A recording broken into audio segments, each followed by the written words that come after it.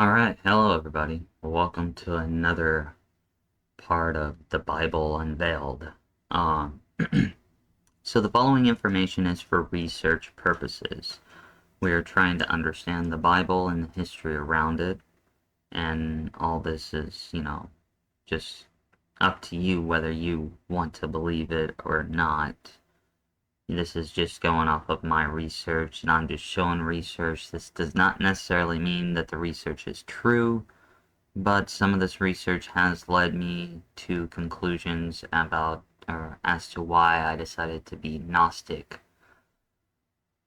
So let's go ahead and dive into the next part of Noah, the Flood, and Chinese history. Alright, and here we go. So, right here we have the ancient Chinese history in the book of Genesis. This is part 2. It's about 8 pages. Let's see how far we get into it. I might do 2, but let's just see how it all goes. Alright, so part 2, Noah, the Flood, and Chinese history. Okay, so I thought this little excerpt right here was pretty interesting. Oh yeah, and this is by Damien F. Mackey. The first thing that students of Chinese history learn is that Chinese history began with the flood. This is not surprising, since we know that ancient peoples from all the continents of the world have a story of a great flood, which covered all the earth as a judgment on man's sin. In many cases, the details are remarkably like the details recorded in the book of Genesis. The Aboriginal peoples of Australia, for example, speak of a global flood and how only 8 people escaped it in a canoe. So,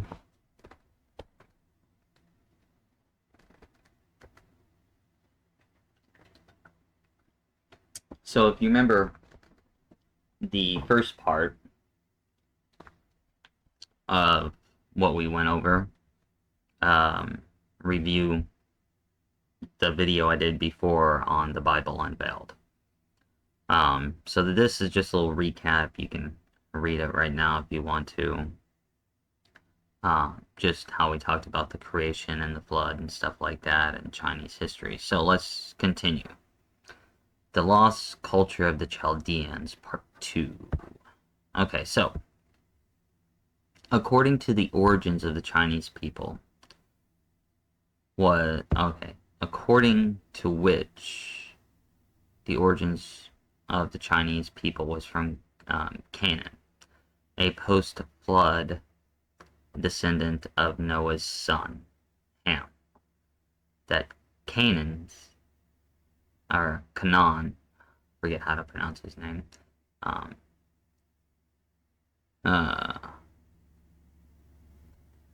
Canaan. Hold on.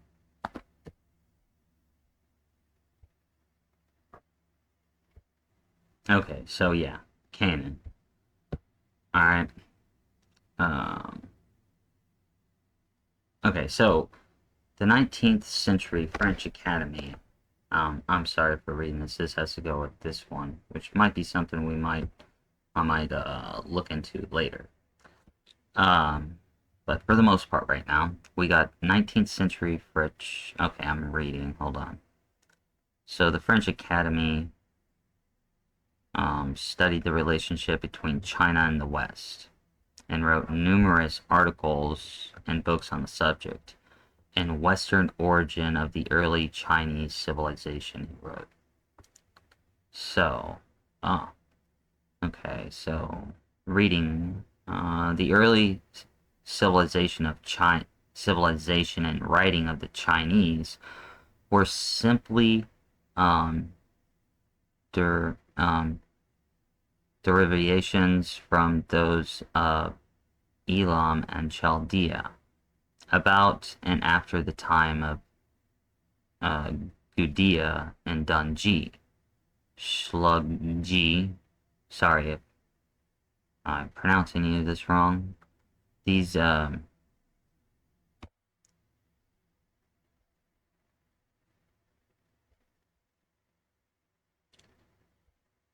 Um, so the derivations carried eastward later on the Flowery Land, namely in the 23rd century before our era. The comparatively late beginnings of Chinese civilization showed themselves to be the outcome of an important, not a distinct growth from common seeds, but simply a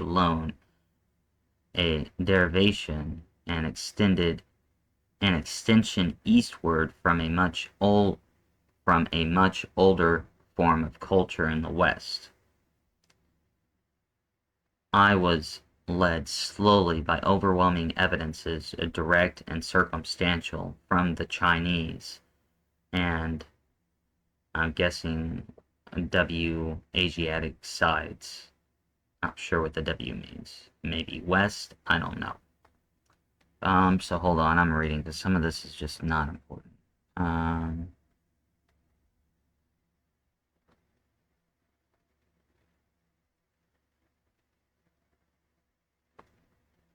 Okay, so sifting through all the fabulous accounts, we find a residue of undisputable evidences showing a small number of families arriving in the northwest of present China, and in possession of a comparatively advanced civilization, which explains the enthusiasm of after ages for these men, and has left a deep impression surviving to the present day in the mental habits of the whole people.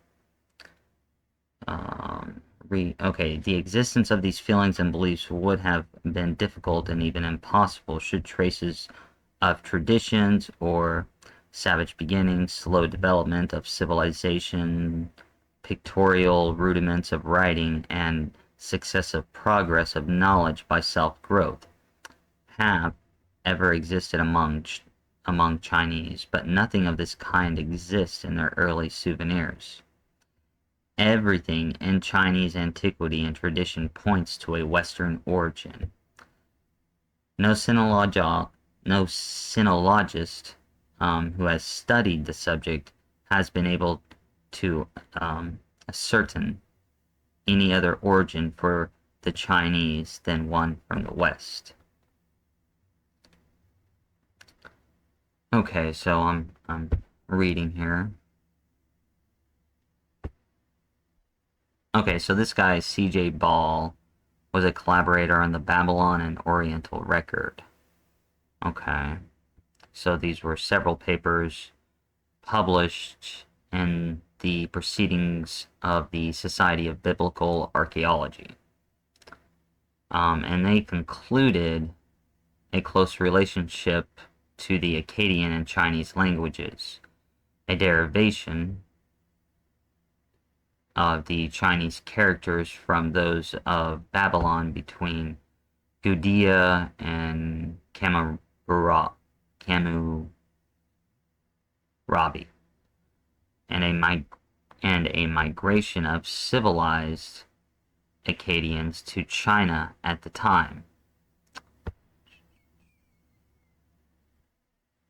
Okay, and so this person right here, I'm not even going to try to pronounce that, saw that ancient Chinese record appeared to describe the cuneiform writing of their back ancestors. There are, however, in the ancient Chinese tradition several allusions which point in so precise a manner to the cuneiform writing that we must mention here. Okay, so we got Shinaung equals Sargon was a reputed to have used signs like tongues of fire to record facts. That's interesting. Tongues of fire. At a time when the ancestors of the Chinese were not yet acquainted with the art of writing.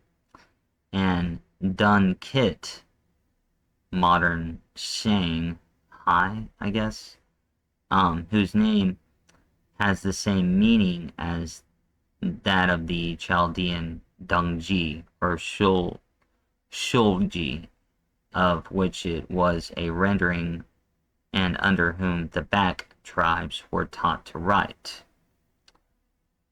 Made marks on clay like claws of birds and animals. The primitive writing was always compared to drops of rain finely drawn out and freezing as they fall. It is difficult to mistake in all this most depicted descriptions of cuneiform writing of Southwest Asia. Okay, reading here.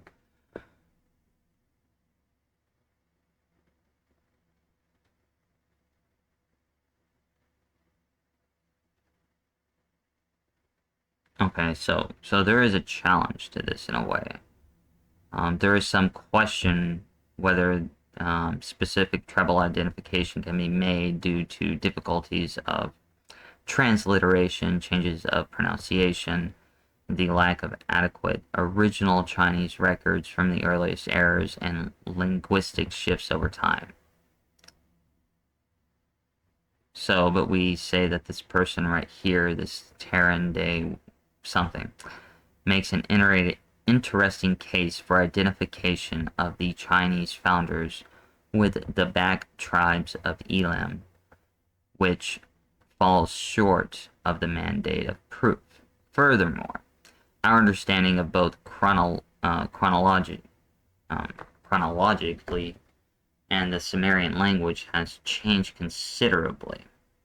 In the late 19th century and early 20th century, King Dunji of under whom the orthographic reforms occurred and tribes of the Sumerio-Akkadian Empire were taught to read and write, was believed to have lived in the 24th century BC, leading this person to postulate an exodus for the Bak tribes toward China in the early 23rd century BC.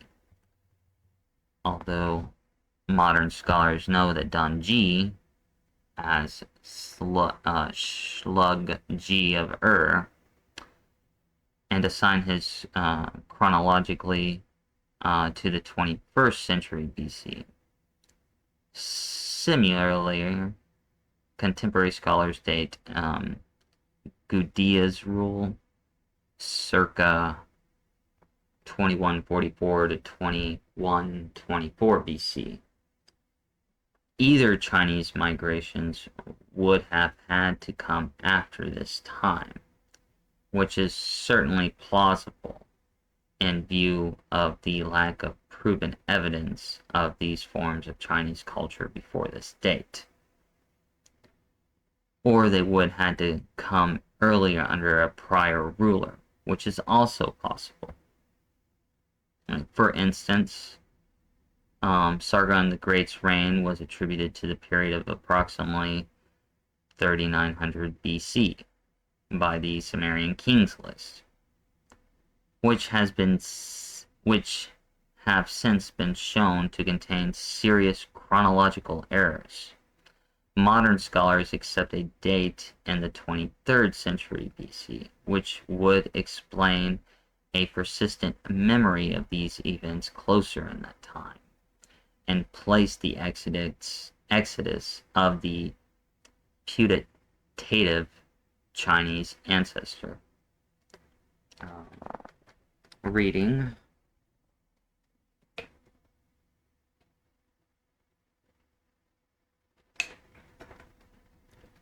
Okay, so there's compelling similarities between Akkadian and Chinese language, culture, and technology. Okay.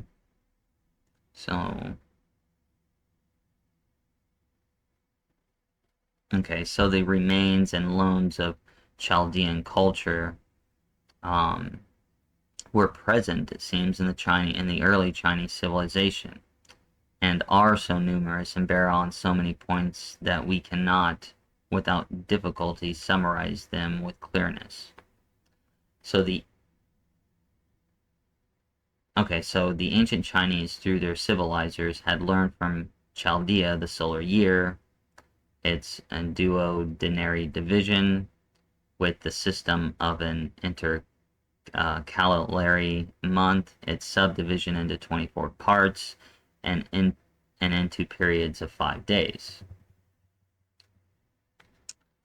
So also the division of days into double hours and a certain use of a period of 7 days. And they also preserved the same fourfold division of the year into seasons. And they had not forgotten the symbolism of the names of the 12 months, nor the allusions in the names of the planets and their symbolic colors, the special colors. Okay. So now let's go to China and the Genesis flood.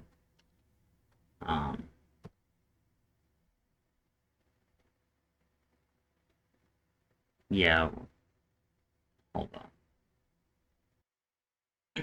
Okay, yeah, we're gonna go ahead and finish this out today. Okay, so now so China and the flood. So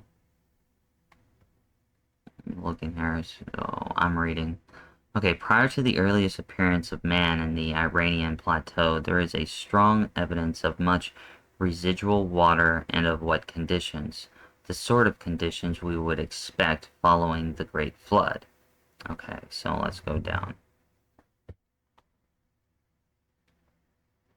Okay, recent geological evidence has shown that at the time when the greater part of Europe was covered by glaciers, the Iranian plateau was passing through a pluvial period during which even the high valleys were underwater.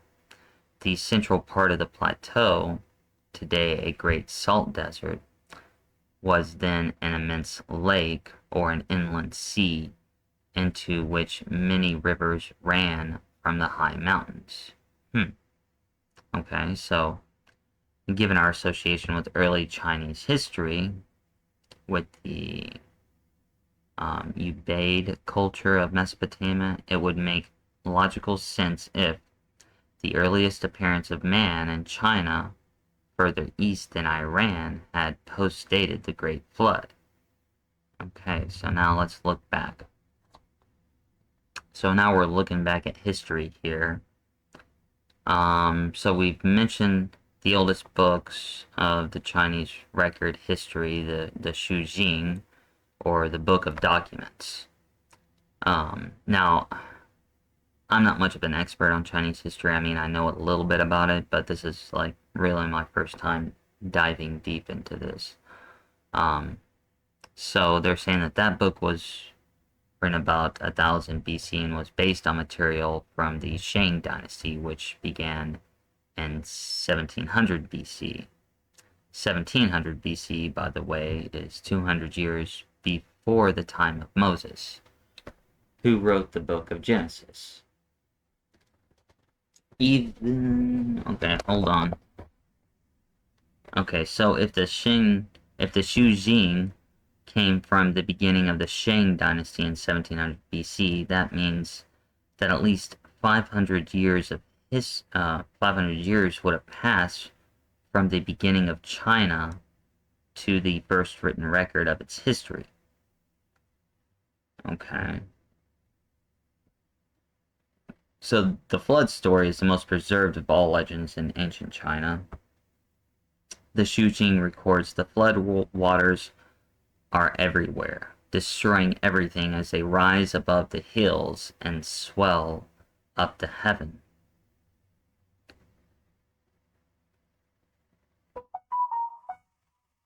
Okay, so Chinese history begins with this flood. However, it says the statement does not refer to the global flood, but rather to the local flooding that was caused in China by the remnants of the Great Flood. So the Shu Jing speaks of how after the Great Flood, some of the land was not yet habitable because the flood waters were still inundating the land. This was certainly possible. The time between the flood and founding of the first Chinese dynasty was as little as 143 years, and we would expect that huge pockets of water would have been on the land at that time, which are not there today. So let's continue.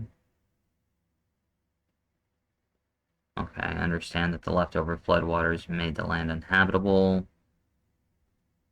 Okay, so according to Chinese history, the first righteous Chinese emperors, Yao and Shun, the first emperors to offer border sacrifices to this god called Shangdi, um,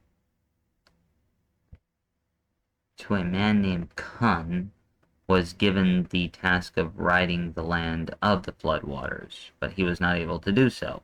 It was not until Kun's son, Yu, devised a new technique to channel the waters out of the sea, that the land was eventually made habitable. It took 9 years for his son to channel the waters out, and he became a hero. As a result, Shun turned the rulership over to Yu, and Yu became emperor, thus beginning China's first dynasty, the Zhai. After that, Chinese dynastic culture lasted almost another 4,000 years.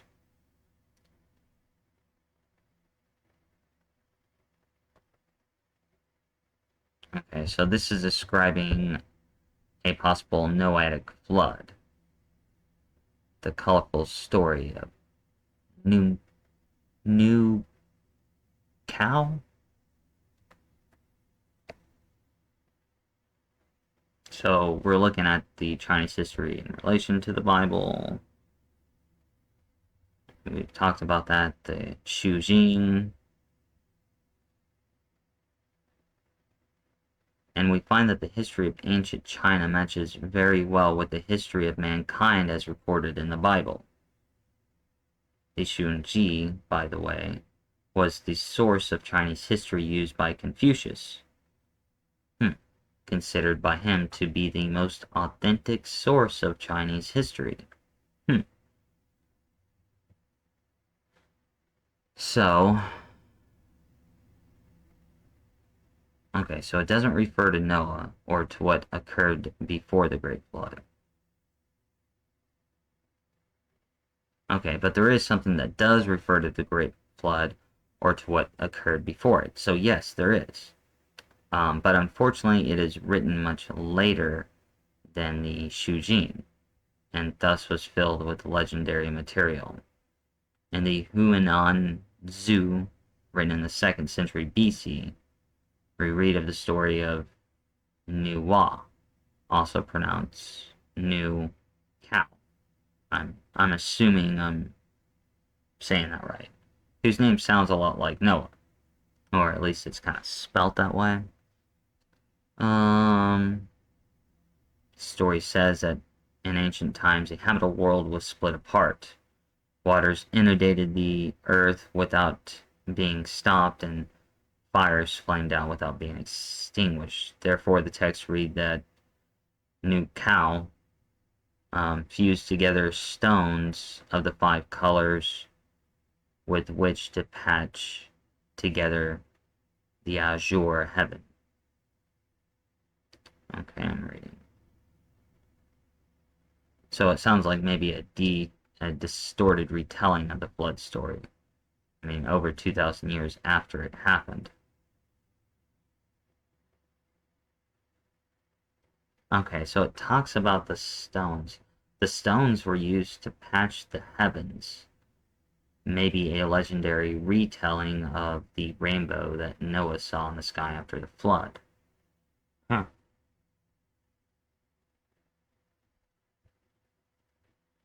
Okay, so that's the rest of that one. So let's go into, okay, so this is some information. This is where in the appendix here. I conclude with this claim by scholar evidence of Genesis flood in the Persian Gulf. Okay, so it talks about how almost every culture in the region of the world lies a story of lost civilization. Blah, blah, blah. I'm reading. If you want to pause this to read this, that's cool.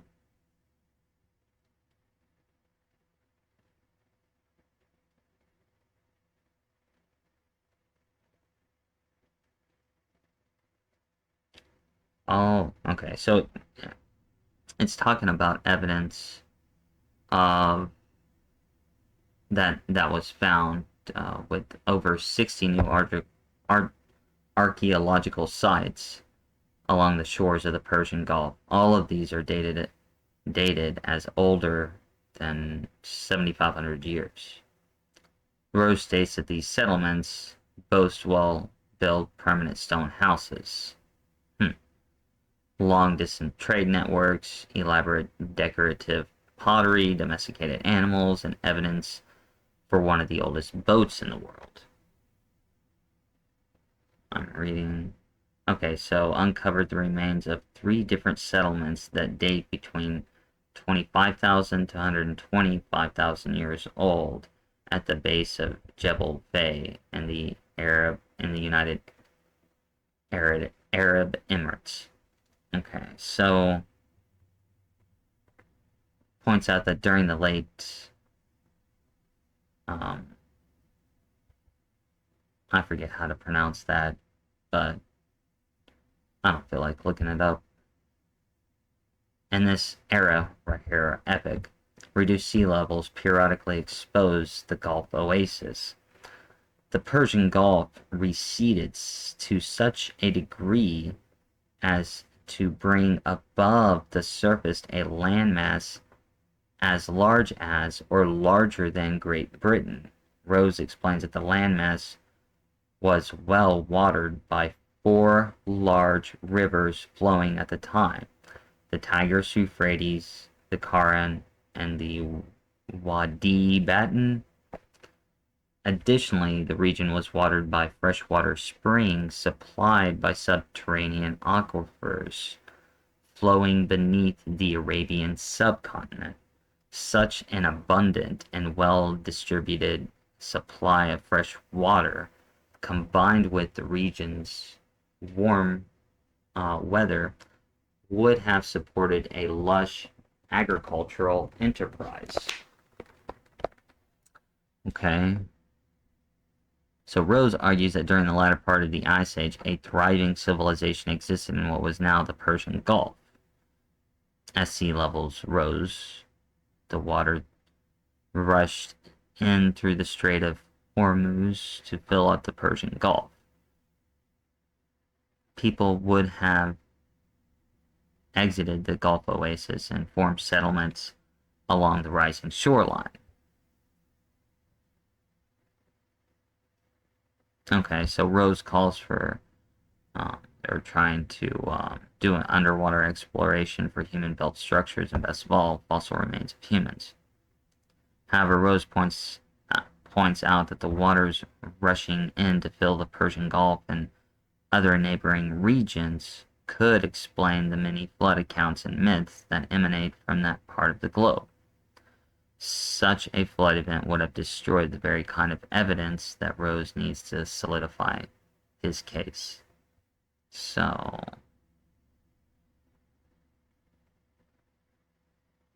okay, so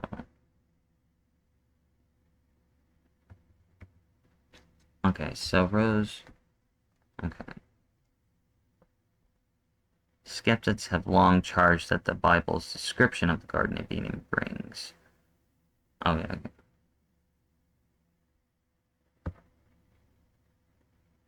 Okay, so and we're talking about these 4 rivers which that person set up above.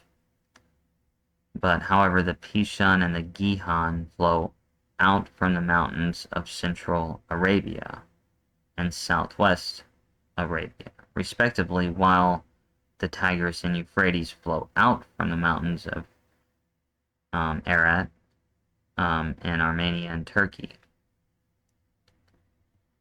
A skeptic points out, nowhere on the planet do 4 rivers come together.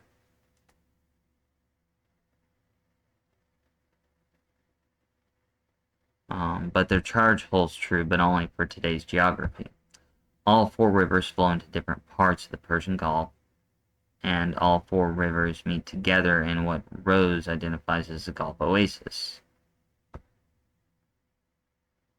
says, but the Gulf Oasis was also watered by springs upwelling from subterranean aquifers. Genesis 2 also states that streams came up from the earth and watered the whole surface of the ground. Identifies the springs as springs of the great deep. Okay. Okay, so a calibration of Genesis 5 and 11 genealogies yields dates for Noah and Adam that are consistent with the timing of the existence of the Gulf Oasis. I described that calibration based on historical and scientific dates for Abraham and Peleg in my book, More Than a Theory. Okay. As Rose himself describes, the Gulf Oasis is consistent with biblical account of Noah's flood. A long torrential storm, a tectonic event bursting forth water from subterranean aquifers, water from the Indian Ocean rushing through the Strait of Hormuz, plus a heat wave generating a sudden melt of snow in the surrounding mountains would have caused a devastating flood, wiping out all inhabitants in the Gulf Oasis, the Mesopotamian plain, and many of the surrounding areas. Such an event would be perfectly consistent with everything Genesis 6 through 9, chapters 6 through 9, says about Noah's flood. Rose's study provides yet another example of how the more we learn about archaeology, the more reasons we gain for concluding that the Bible is the inspired, errant Word of God. Okay, so that was interesting. Now, this one doesn't point the flood to where I point the flood at, but we'll get there because there was a lot of floods that happened in the past because we were coming out of an ice age. We're fixing to go back into one is what I suggest, or what I'm thinking. But this is part 2. We got one more of these that we're going to go over, and this one's going to go over linguistic, like it's going to go over some of the Chinese characters, especially like boat in the next one, which is interesting, you'll see. But okay, so we're starting to see that the Chinese came, they separated after the Tower of Babel. They were in the Middle East or around that area. So just showing you the things that are in the Bible, because the Bible, it expands large in the very, very beginning, but then it goes down to the slow, narrow focus of Abraham.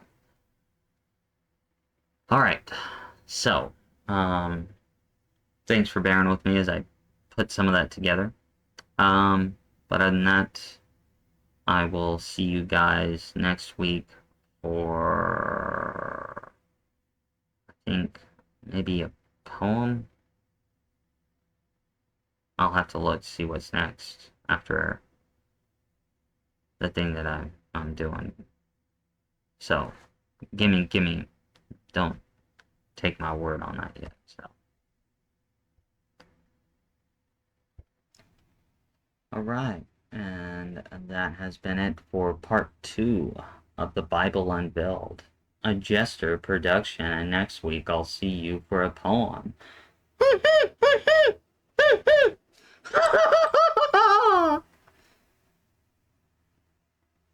Nah.